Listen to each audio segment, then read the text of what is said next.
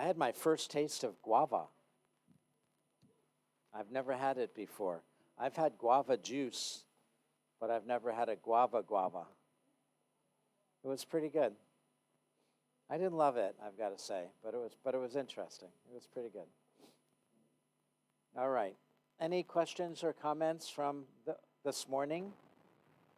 So we have a couple more hours. We can do the whole 2 hours. We'll see how you do.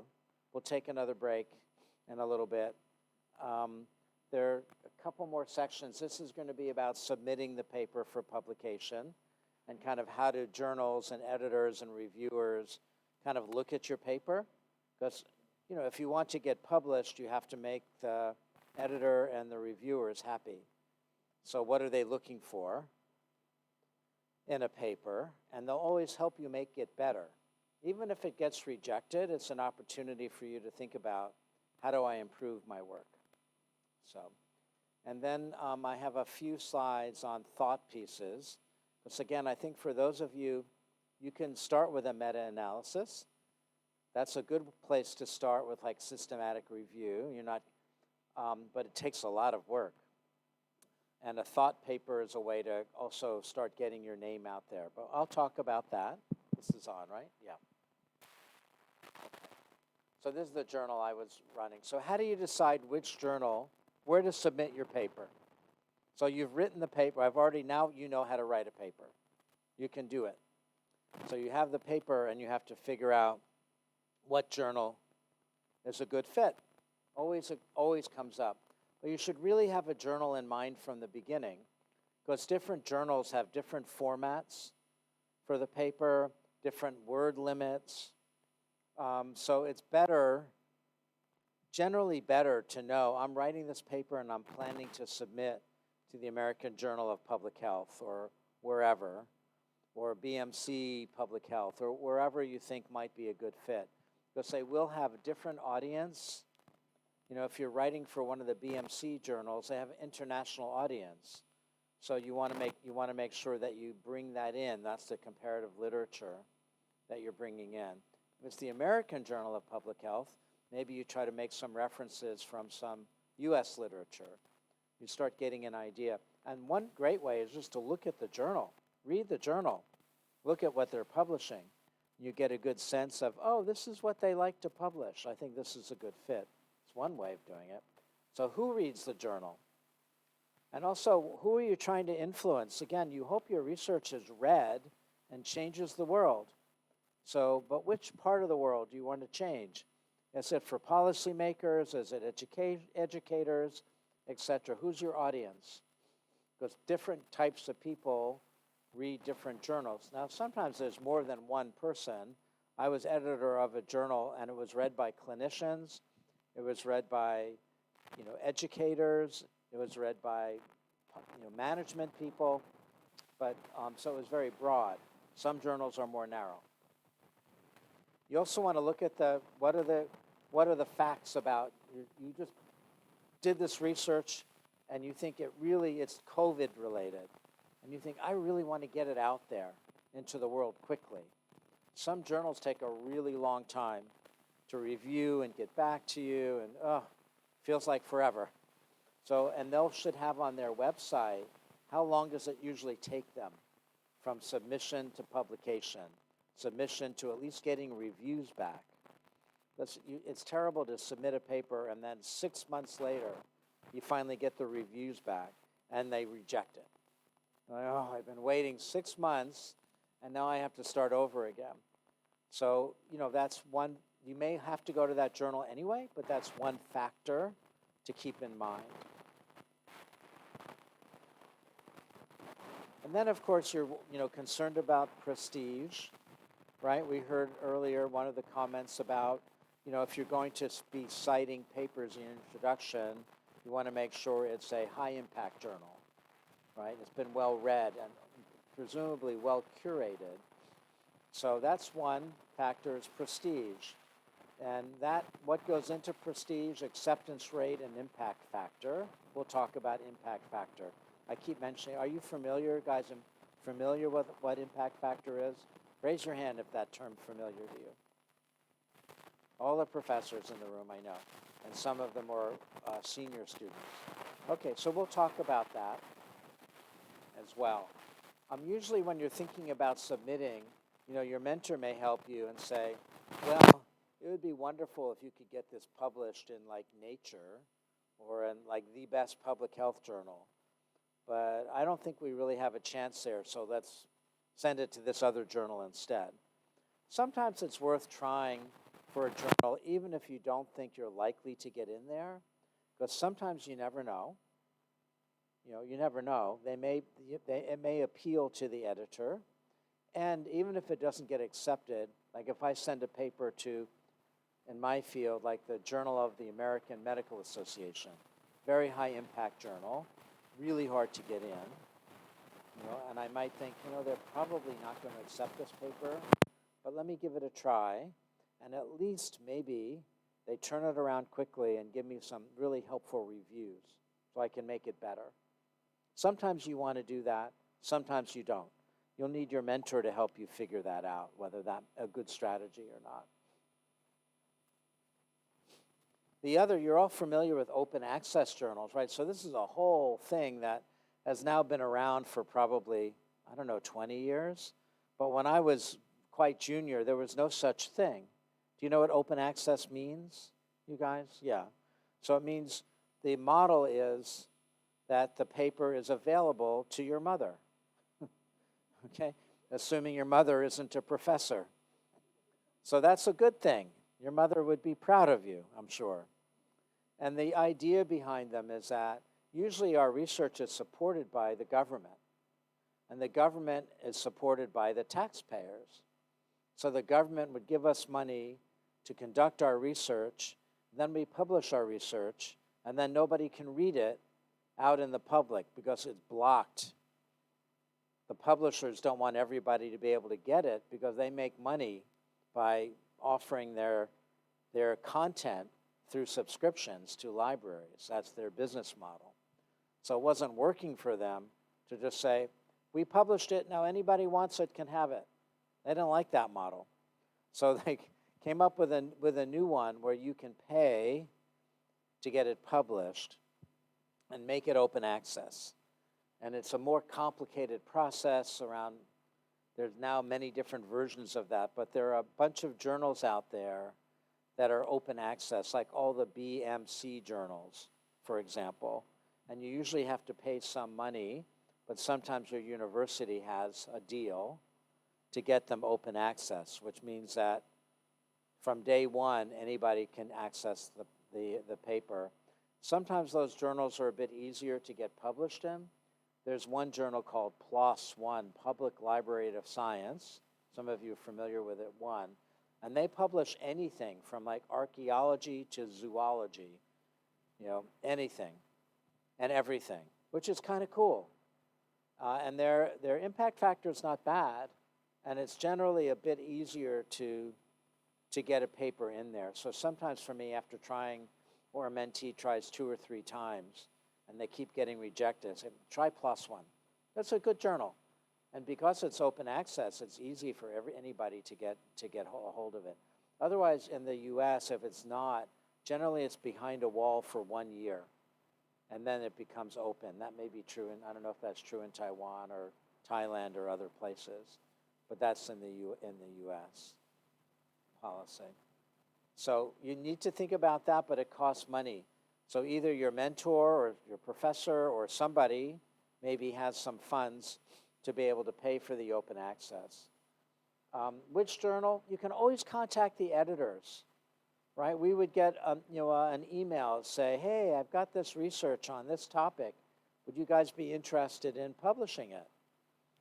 And I might say, well, send me the abstract. I'm not sure. And it's smart, because then I'm aware of the work, and we would get hundreds and hundreds of submissions, but then I keep a special eye out. Say, when you send it in, put in the cover letter, you discussed with me. So the message is, don't be afraid to reach out to the editors or the manager, managing editor, because they can give you really valuable information. And they may say, don't bother, sounds like an interesting idea, but we really don't publish anything in this area. We would sometimes get papers more often from non-Americans, from China or India or Europe, that the paper was completely irrelevant to what we were looking for. The author's just wasting their time sending it to us. Because, you can only send to one journal at a time, right? You know that. It's not ethical to send the paper out to 5 different places and hope one of them's interested. Okay, it's not like fishing with a net. You can only fish with one line at a time, okay? That's totally unethical. Don't do that. So if you're going to send it to the journal, you want to make sure that at least you have a chance of getting in there and not just send it out just, because you once heard of the journal. And then I mentioned this Jane, which you can, again, put in your abstract or put in your title, and it will give you a list of journals, some of which you've never thought of. Probably all, I don't know if they're all English language. Probably. With, high impact journals, medium impact journals, some very low impact journals. So you have to go to the journal website then and investigate. But at least it may give you some idea. So I often find this quite useful. And I'm sure there's some AI version coming along. Maybe already, I'm not familiar with it. But this works pretty well. All right, so impact factor, just so we could get it out of the way. I think, particularly maybe for international authors, its impact factor is overemphasized a little bit because there's a whole lot of arbitrariness to it. But this is how but as an editor, I cared a lot about that. And there's a way to manipulate it in subtle ways as editors, which a lot of journals sort of play that game, which you don't need to know about unless you become a journal editor someday. But this is how it's calculated. You're all good in math, probably. It's very simple math. So A equals the number of citations in the current year of articles published in the prior 2 years. So citations, right? Somebody sees your paper and they put it in their reference list. That's a citation. And you can, there are ways to keep track of how many times a paper has been cited. It's good for you as an author. At a certain point, when you've been around long enough, I can look up and see what my own personal citation index is. And you can look at something called the H index, where I can see, like, I have 25 papers cited at least 25 times, for example. So that's cool, Now, some people may have, like, one paper cited 1,000 times because they've published really significant work. And that's kind of cool to know also. So sometimes when you're going up for promotion, you'll list that, how many times your work has been cited, because it's kind of not the point to publish it and then have 0 citations. That means nobody read your work and thought it was interesting enough to put in their reference list. You don't want that. So you hope you have some. And journals want their work to be cited, so they're more likely to accept papers that they think other authors are going to be interested in, because that increases their impact factor. So A is citations. B is the total number of citable items, articles published by that journal in the prior 2 years. And there are certain rules around what articles that they publish are citable and what aren't. But you can just think about, so that's their denominator. How many articles are they publishing? How many articles does the journal publish? And how many of those are being cited? That's sort of the basic concept. Because if you're a journal, you want to be publishing stuff that authors are then citing, putting in their introduction, putting in their discussion. That's relevant to the field. Okay, and presumably, if it's being cited, it's better work. So the impact factor is just A over B. It's the number of citations in the current year divided by the total number of articles or citable items. So, for example, if a journal publishes 1,000 articles in 2021 and 2022, and they're cited 2,000 times in 2023, the impact factor is 2. Now, you could have one paper cited 1,000 times, and 50 papers cited 0 times. doesn't matter. You're just looking at this number of citations. So if you're a journal and you publish a paper, which is why journals like to publish meta-analyses and systematic reviews, because they tend to get cited a lot, right? And so you're gonna be more likely to get your paper published as a meta-analysis, perhaps, than another kind of research study, because journal editors love reviews of all kinds, because they tend to get cited more frequently. Because if you're doing research on cognitive decline, and there's a meta-analysis that says we've summarized what we've discovered. We looked at 1,400 papers, and now we came up with 14, and we've kind of looked at the world's literature in this area, and this is what we found.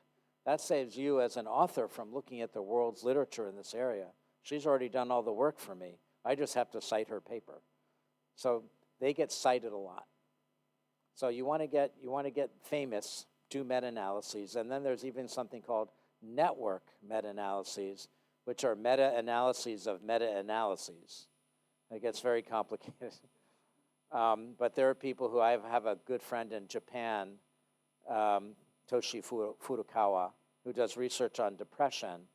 And you can imagine, he's a psychiatrist, you can imagine how many clinical trials have been done of efficacy of depression drugs to treat depression, and how many meta-analyses have been done of like comparing drug A to drug B or whatever. And so then he does network meta-analyses of the meta-analysis of the meta-analysis. And those really get cited, okay? All right. So that's impact factor, that's it. How many articles is that journal publishing that actually get used by researchers out there when they're writing their papers? And I get these emails sometimes from these, I don't know how they find authors and say, oh, congratulations, your paper just got cited again by so-and-so. I don't pay any attention to it. But when you're sending in your paper to a journal, your mentor is probably going to say, let's look at the impact. I've never heard of this journal. Let's look at the impact factor. Get a sense of what the prestige level is. And for some promotion committees, they may look at impact factor. I don't know if that happens. Yeah. They may say you need to have certain number of papers or at least over this impact factor, or you have this paper in this very high impact journal. That's going to count more than 4 papers in this very low impact journal. It's not completely fair, because there are some fields where the impact factor is just never going to be that high. Because if you're publishing like clinical trials, those get cited a lot. If you're publishing medical education research, those don't get, so the best med-ed journal in the world probably has an impact factor of about 8 or 9, whereas the New England Journal of Medicine has an impact factor, I don't know, close to 100 probably. I don't know what it is now. 70, I'm not sure, but way higher. And it's partly because they just publish very different kinds of stuff, not necessarily because it's higher quality. So you kind of need to keep that in mind also, which is why I think it's overemphasized, because it's not a level playing field. Okay, questions about impact factor? Probably more than you ever want to know about it, maybe.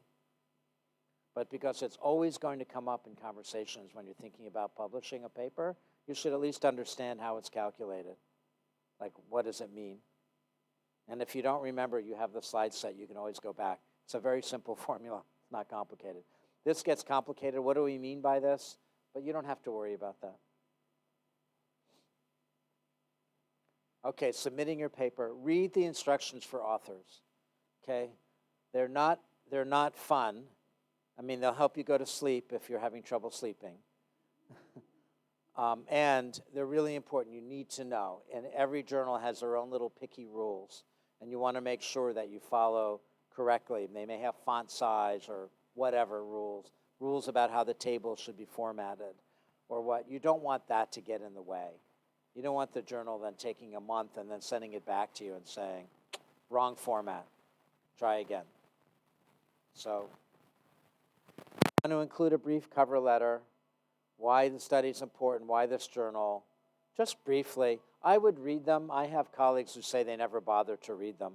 So don't spend a lot of time on the cover letter, but you generally usually this needs to be in there. Any conflict of interest, all the authors were actually authors. The journal will tell you what needs to be in the cover letter.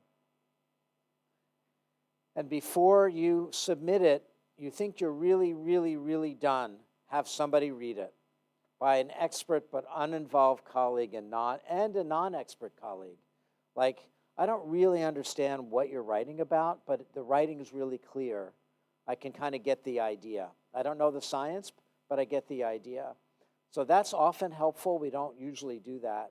But then also, maybe it's just your mentor's been looking at it or your co-authors. Have somebody else read it. You know, have your friend read it who's maybe also a student with you or something and get their feedback. That can be very, very valuable before you push send. They may pick up on one or two things that may get in the way otherwise. So the journal that I was editor for was published by Springer, or called Springer. It's German publisher.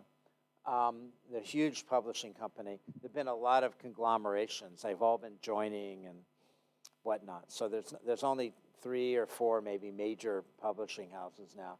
But they have a nice website that's for authors, international authors, that kind of help work you through. And they have a service on that website where I think you have to pay for it if you have some source of funds to have them read it and give you feedback about the writing and how to, the kind of the grammar and the English. Because I will tell you, we received a lot of submissions from authors, non-American authors, and we often had to reject the paper because the grammar or the language just wasn't clear enough. And it sometimes broke my heart because I knew it was really good, pretty good research. Author worked really hard at it, but we just don't have the time to try to figure it out. So it's really worth your investment of time, hopefully to get a native speaker to do the read on it and help you edit it. I've written some papers with friends from Japan and China, and I'll tell you, we have one now that I wrote with folks from Beijing, and the woman who wrote it is like a brilliant linguistics major from like the best university in China, and she's brilliant. But the language is there are just too many nuances. English is a complicated language, I think, and there are just too many things in there that just don't read well. It took too much time to fix it. I just couldn't do it. And she just needed to invest in paying somebody to fix it, who could really go through it literally line by line, even though her spoken English is just perfect, like really perfect. And if she was writing a letter to me, it would be perfect. But that's very different than trying to write a scientific publication. So it's worth you trying to find somebody. If you can't pay them, cook them a really nice dinner. But it's really helpful. And this website, I think, could be helpful for you. Are there questions about this? Because almost all of you maybe are going to be in this situation. And I really hate for this to be the barrier for you. Because you've done really, and I've seen some really good research coming out of Taiwan, for example, some really high quality, particularly health services research. Most of that was written fairly well, actually. I don't know that we ever got a publication from Thailand, so that would be fun. Questions about this? And there are probably other websites out there. I'm just familiar with the Springer just as the company, how publishing is I'm working with. Oh, okay. It's in the right place, but I forget they're there. Other comments or questions? Those of you who have published.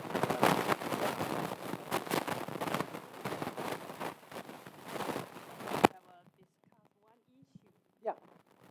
About the open access. Yeah. Now it's a big argument for the open access and the payment, and like in Taiwan.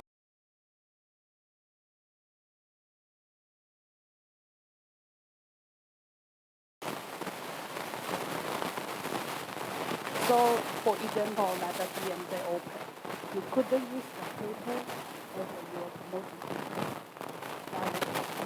But on the other hand, for the paper you use for the open access, like the people in the world, they can access anywhere. And you got the high citation as your accounting A divided by the B, right? So you can, so it's hard to define the open access. It's mega journal or not mega journal. Yeah, because they got the impact factor as well. Yeah. But you define them as another paper you can use for the promotion. Yeah, so that's so interesting. So really important point, you have to know the local rules. You need to know what.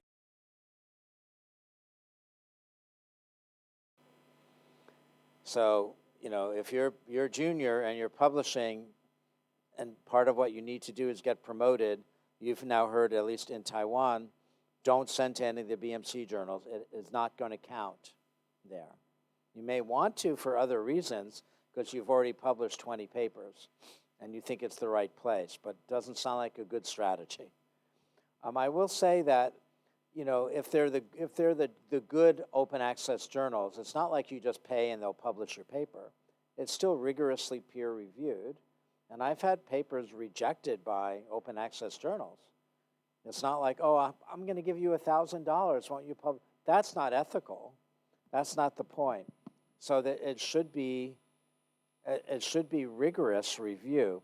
There are some like PLOS One, where if you keep on responding to the reviewer's comments, generally, eventually, the paper will get in, because they think that all papers can be, unless there's some fatal flaw in the methods, and then they'll say rejected.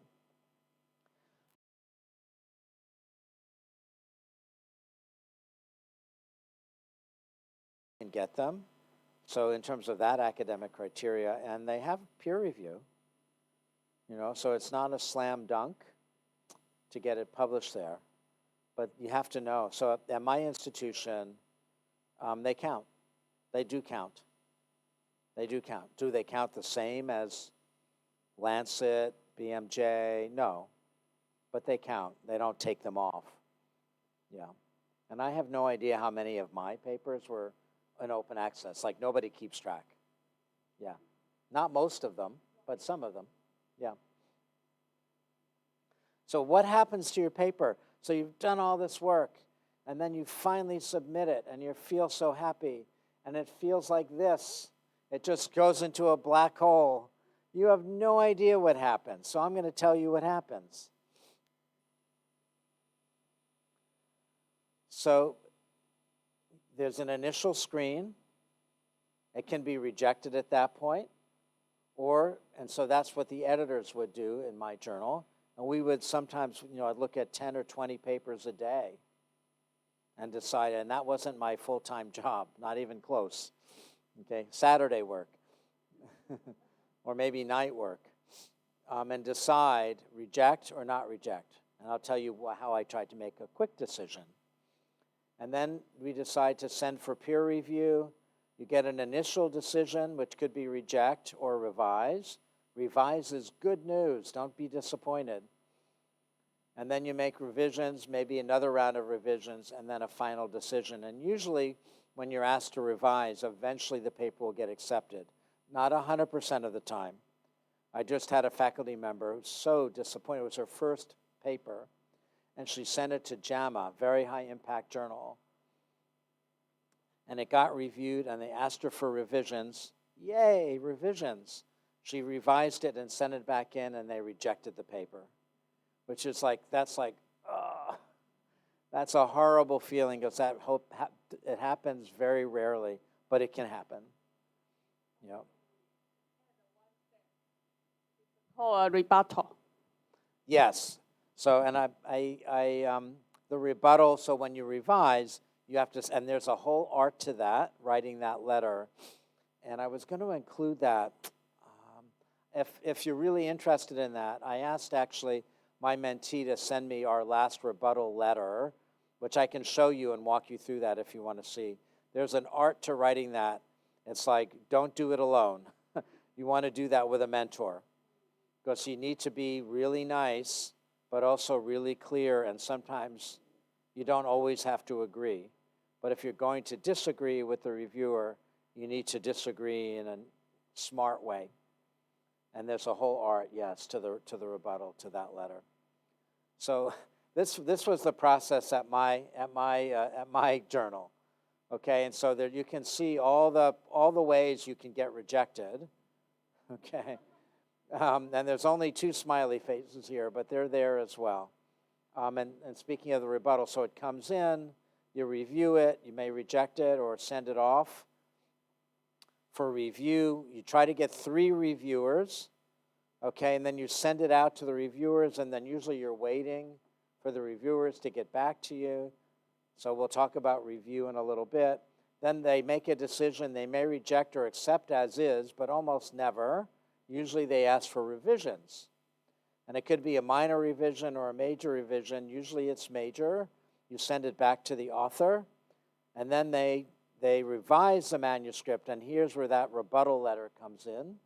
Okay, and they send it back and they review it again, and they can sometimes send it back to the reviewers again, but usually not. And then after that whole process, they still may reject it or hopefully accept it. And this is the other way. So you submit it, it goes through this process, and then you may go through it again. If you're asked to revise, then you send it back again until hopefully you get accepted. Usually when you're asked to revise, except for maybe the really, really high impact journals, you're going to get accepted. So you send it in, you'll get 1 of 3 responses. Accept, that almost never happens initially. 99.9% of the time, you're going to have to do something else. It may get rejected, or most often it's this. We either reject or revise and resubmit. As I said, we only accepted about 15%. So there are a lot of rejections right off. And authors were like crazy sometimes, because we get the paper, and like 24 hours later, I'd send them a rejection. How did you do that? Well, because we looked at the abstract and said, this isn't a good fit. And you're better off learning that right away than waiting 2 weeks or 3 weeks or a month. So what are the editors looking for? And I mentioned this earlier. This is super important. Keep this in mind. Is it new? So what's the originality? Is it true? What's the validity? And will it change science, policy, or practice? What's the impact? Okay. Is it new? Is it true? What's the impact of your work? So you need to be able to tick off these 3 boxes. It's hard to get something that's entirely new, right? There's so much research out there. So what's the new angle or the new twist? It's another paper showing that,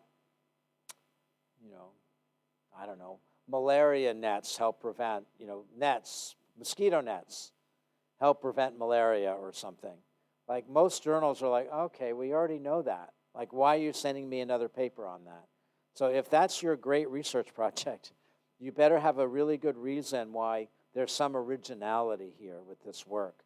You have a different kind of repellent on the net, or they're finer mesh or something that says, yeah, it's not totally new, or it's so important that you're replicating other results. So you say, yeah, there have been a few trials on this, but ours is the best one. It's the most carefully done. We have a broader population or a bigger population, something that will make the journal interested in it, and it will help the world, right? We are not out there just to crank out research so you can get promoted. You're trying to do things that matter. Is it true? It's just making sure your methods are strong. Okay, you want to make sure that it's valid, that what you've done is reproducible and valid. And then this part that's your discussion, and we keep hearing from the senior people, that's the hardest part sometimes, is trying to say why what I found makes a difference. But you really need to keep that in mind. So when I'm looking at an abstract and trying to decide, I'm thinking in my head, Is it new? Is it true? Do the methods look valid? Valid enough. I'm not going to be doing statistical analysis on it. That's up to the reviewers, and if it's complicated, we'll send it for a statistical review. But it has to look reasonable to get past that first stage. So if there's like 3 things you remember from our 4 hours together, well, this is one of the 3. This doesn't count as 3. This counts as 1. What are editors looking for? Remember, is it new? Is it true? Why does it matter? New, true, impact. So before you're embarking on research and you spend a year doing it, make sure you can answer these questions. Why am I doing this? What new thing am I going to find? Did I pick the right methods? Is this qualitative, quantitative, meta-analysis, mixed methods, whatever? Okay, you get the idea. So is it new? Is the work original? Does it contribute new knowledge to what is already not known? If so, what does it add? If not, cite relevant references. Okay. Is it true? Keep this list in mind. Do you have a good research question? Is it design appropriate? Are the data valid? Are the conclusions supported by the analysis? Did you actually answer the question? You said you were going to, do your methods actually answer the question that you say you're trying to answer? And are your research and findings relevant and useful? And to whom? Again, so you're thinking about which journal. Sometimes when we get tired, we'd say, why should we care? Why do we give a hoot about this? And so, we want to make sure that we're not being tired and therefore saying, I don't care about this.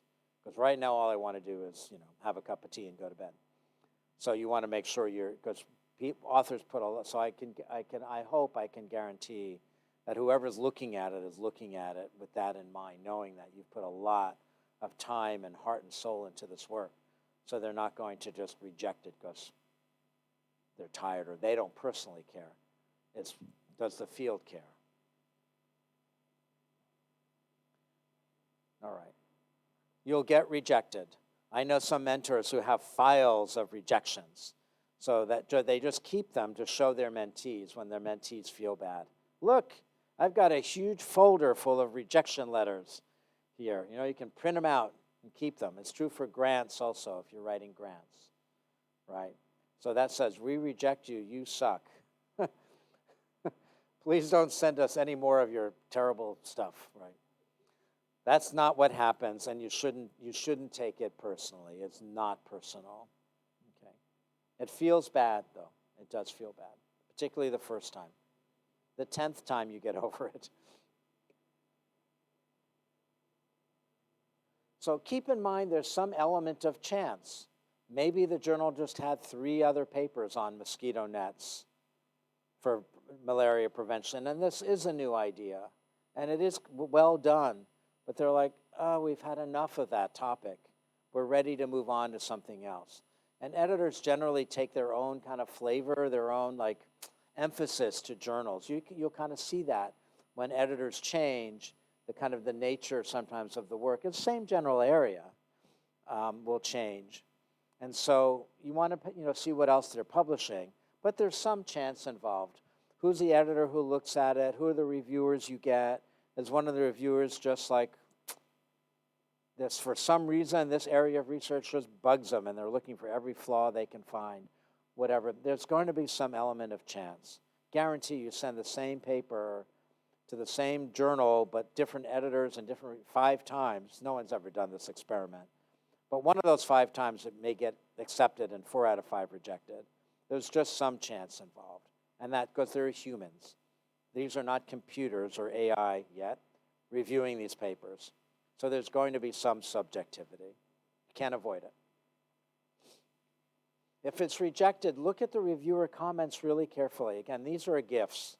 It's not like rejected, I'm going to send it somewhere else. You really need to look at why. What did the reviewers write? If you've ever been a reviewer, you put a lot of time into that. And particularly when it's a more junior author, I feel a strong obligation to try to, send back some really clear, concrete suggestions, critiques. So again, see that as a gift and review them carefully. So I say choice of next journal tier should reflect your tolerance for delay. Again, if you're just like, oh, I just want to get this published, you may want to go down 2 rungs on the impact factor scale. Or if you really think this is really, really important, good research, then try again at a similar level journal, and maybe you'll be luckier this time. Again, because there's some element of chance. It's not like, okay, this level journal rejected it, so this one's sure to take it. Oh. And then don't let the sun set on a rejected paper. You're probably not going to turn it around in 24 hours, but don't sit on it. Okay, you can take one day to lick your wounds, and then you look at it again with fresh eyes, with the reviewer's comments in front of you. You don't have to, you're not sending it back to that journal, so you don't have to respond to everything. You have freedom to change it, change what you think makes sense, and ignore the other comments. But you ignore them a little bit at your own peril, because if these 3 smart reviewers are picking up on this, on these flaws, the chances are the next reviewers are going to see the same problem. So you don't have to change it. You can decide, you use your brain, but at least look at the comments really carefully. Why does it get rejected? There are fundamental flaws. Maybe you asked a boring question to begin with. Hopefully you don't do that. So make sure you start off with an important question. You took 5 years to get your research done, and now nobody wants to read another paper about COVID anymore. So if you're doing COVID research, sorry, done, no. But if you take too long, perhaps the question is not relevant anymore. Okay? Bad timing, as I said, or lack of fit.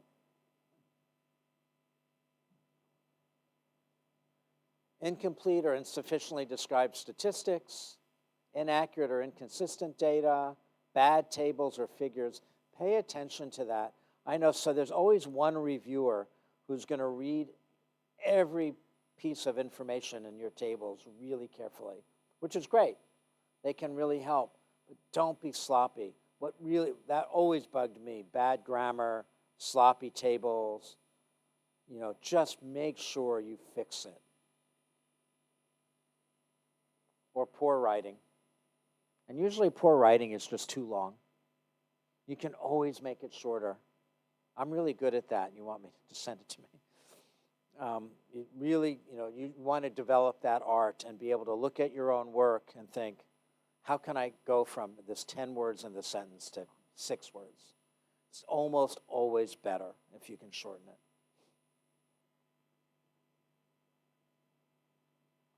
Journal editors are not perfect, so you can ask politely to be reconsidered, okay?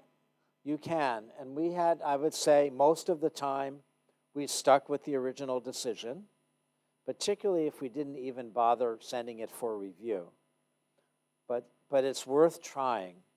And if, my co-editor and I were tried to be nice, and if we got a polite letter back saying, we think you made a mistake, we think this is actually really good research, and we'd really appreciate, you take another look at it, we would. And maybe 15% of the time, we would then decide to send it for review. Say, well, okay, let's see what the reviewers have to say. Or if it was rejected after review, we'd say, okay, well, maybe then I'll intervene as the editor and take over. It goes, actually, I think they're right. I think because we didn't make the final decision. We had too many papers. It was made by a deputy editor who looked at the reviewers, and that's often true, or it's made by a board of people, and they make mistakes, or I might disagree with the deputy editor's decision. We're not monitoring every time they make a decision. And so it's worth asking politely. You can write to the editor and say, will you reconsider? I'm sure not all journals do.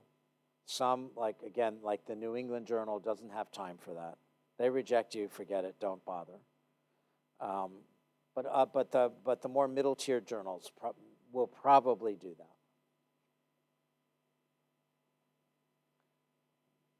So revise and the first, one of my very, very first, I was asked to write something for the BMJ, really high impact journal. And I worked totally alone. I didn't check in with a mentor. I didn't have a mentor. And I wrote a pretty decent thing, and I got back a revise and resubmit, and I was heartbroken. I thought they were rejecting me. I didn't talk to anybody about it, and I never resubmitted. Isn't that crazy? Yeah. In retrospect, it's like, what was I thinking? But I clearly wasn't. I had no experience. I had no mentor. So, man, my first publication could have been in the BMJ. That would have been really cool. So revise is really, that's really good news 99% of the time. So be happy. As I've been saying over and over again, view the reviewer's comments as a gift. You need to address all points raised by the editor and reviewers, every single point, okay? And, you know, all of us mentors have examples of how to respond, how to write a good response letter. You know, generally you start off every paragraph with, thank you for this interesting point. And, you know, and if it's something you agree with, you can say, we've changed, you know, on line 22, you know, paragraph 3, line 22, we changed the comma to a semicolon. Thank you so much for that brilliant suggestion. You know, often it's a little bit more profound and deeper than that. Or you can say, you know what, I kind of like the comma there, I'm going to leave it. But this is why. That's a silly example. But you want to be polite, but you want to be clear and firm and very clear. So sometimes the reviewers will have like, you know, blah, blah, blah, blah, blah, blah, blah, blah, blah. But there's 4 points in one sentence. Break it out. I like to split it apart so that you can be really clear. But again, this is just where experience comes in. But the point is just clarity, respond to everything, clarity, be polite. But if you disagree, stick to your guns. Stick to your guns and come up with a reason why you don't think the change makes sense. Okay, they'll respect you for that. And if they disagree, they'll write back and say, you know what, no, we need you to change that. And again, the higher the impact of the journal. I have a faculty member who just published something in New England Journal. It was very short. It was an opinion piece. Man, they went through every word, every line, like word by word by word. And she, you know, responded, and they're like, no. And it was probably 5 times back and forth. That will happen with the super high impact journals as well. And you just need to answer every question. Well, this is basically what I just said. Clearly describe your decisions and differentiate between reviewer comments and your responses. Again, different ways. You know, I'll put my response in bold, so it clearly stands out. And sometimes I'll cut and paste. I've changed, you know, line 5, paragraph, whatever, and here it is. And here's where you can find it in the manuscript. You can't be overly clear. You can use track changes, meet the deadline. Don't mess with that. They've asked you to revise. They say it's got to be back by May 15th. Send it back by May 2nd if you can. Definitely not on May 16th. You don't want to piss off the journal. That's rule number 1. So it's published. It's really nice then to get it out there. So why bother? Actually, if you get quoted in the lay press, you're more likely to be cited. It turns out that even, you know, authors, we read the lay press also. Sometimes I'll see something in the New York Times and go, oh, I want to look into this research. Okay. And then you work with journals, I'm sure this university has a public affairs office where you can get things out there and publicize it.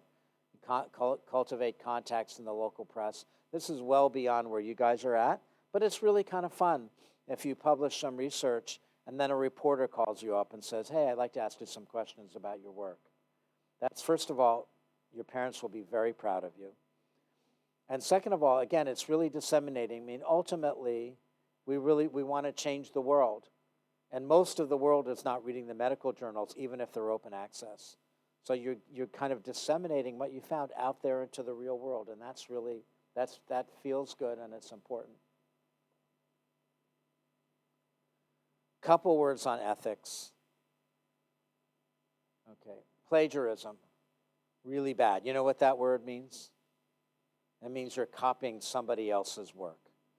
Okay, and there are programs now, it's AI now has made it really so much easier to catch this.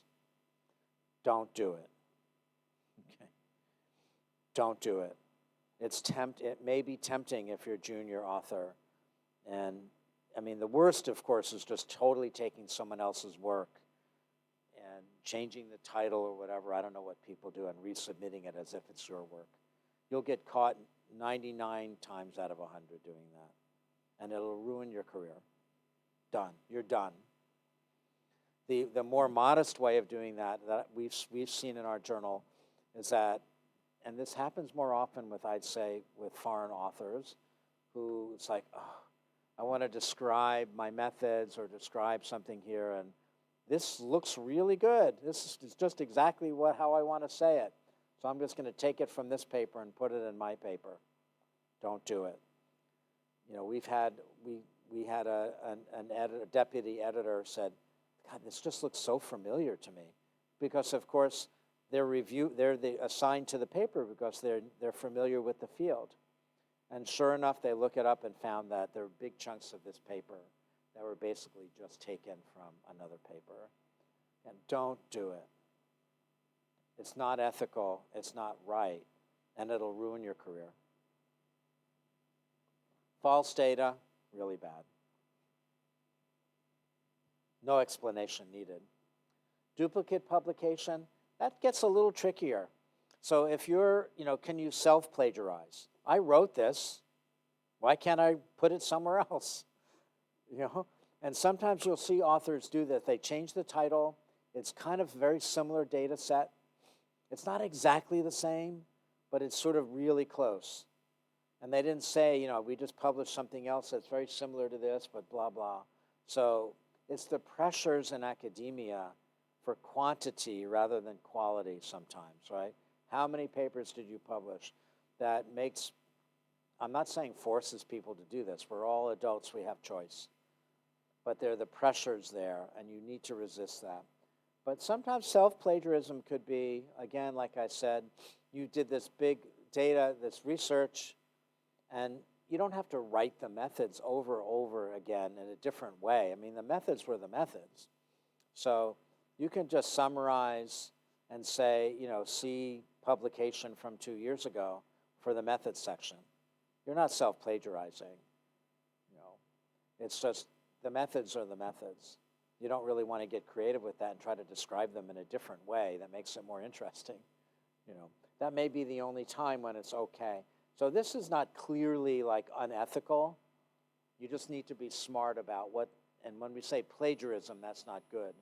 But if your word, like if you do research in a certain area and over again, you're trying to describe like what is mild cognitive impairment? How do we define that? What's the impact? How many different ways can you describe that if you're writing 10 different papers on it? You don't want it to be exactly the same. But probably if you did a computer program, there'd be some overlap and similarity in kind of the words you use. That's okay. These programs are not looking for any overlap. You put anything in there, and there's always going to be overlap with stuff out there. We tend to use the same kind of phrases. But if it's 80%, 90% overlap, that's a problem. I think you get the idea. This stuff's really bad. Questions, comments? Are we ready for a break? It's been about an hour. Let me see what I have next. Oh, I have thank you. That was the end of the morning. Welcome to the afternoon. Okay, that's cool. That's good, because I have a lot of detail about how to be a good reviewer, and I think it's well beyond where most of you are at, so it's good. We won't spend too much time with that. So why don't you take a 10-minute break, and we'll come back. Thank you.